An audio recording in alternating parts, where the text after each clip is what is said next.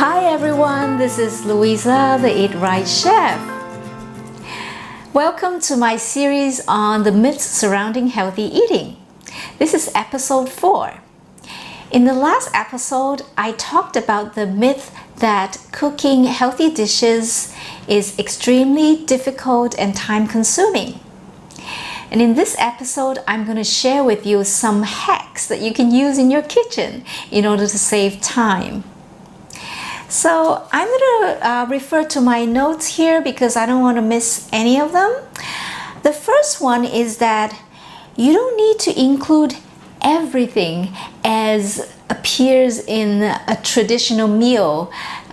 When you think of a traditional meal, maybe a meal that's cooked by your grandmother or your mother, and that is like main course, appetizer, and side dishes, soup and dessert, the whole spiel. Well, if you think that every meal, every healthy meal has to be like that, then you're never gonna get started, right? Yeah, don't let that paralyze you. Actually, the good news is that you can make some one-person dishes if you are alone, or if you are with family.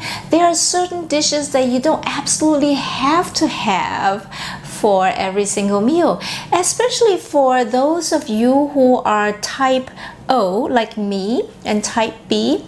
You don't necessarily have to have the starch dishes every single meal. They're actually not good for our health, metabolism, digestion, and immune system. So think about how liberating it is that you can actually skip that bowl of rice or skip that dish of pasta or bread. Or some people may be addicted to bread, but that's another topic for another time. So that's the first tip that I want to share with you. You don't need to have all the components of a traditional meal in order to be healthy. Let me see. The second one is that there is no need to follow all the steps prescribed in a traditional recipe, and there are shortcuts you can take. The third one is, yes, you don't need to make everything from scratch. That's right. You may think that healthy eating means that you have to make your bread or pasta and everything from scratch, but there are actually some ready-made packaged food that you can use for your home cooking. So you can combine those with your own cooking to make a meal in order to save time. And there, of course, you have to be very careful in choosing those packaged foods because you have to look into the ingredients to make sure that they are clean and they don't contain any questionable ingredients like preservatives, artificial flavorings and additives, etc.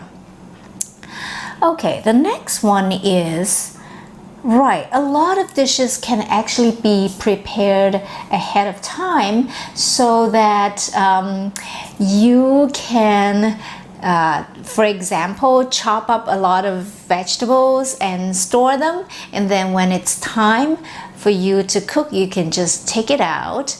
Or for example, for meat, you can defrost ahead of time and marinate it so that it doesn't go bad.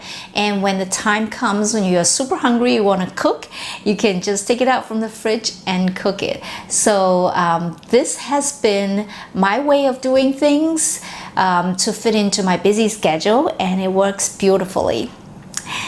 The next one is the last tip I want to share with you today, and it is that you can always freeze the leftovers or refrigerate the leftovers for use at a later time. Even bone broth, you can freeze that for you to drink later, or you can freeze bone broth in little ice cube trays and take out one when you want to make sauces, and that will give you extra flavor. So no need for artificial flavorings. Use what you have cooked earlier and apply it to your cooking. So these are all the tips I want to share with you today. I hope you find them useful. In the next episode, I will talk about how cooking can actually benefit your health in many surprising ways. So stay tuned for the last episode of this video series. Make sure you like my page or join me in my private Facebook community.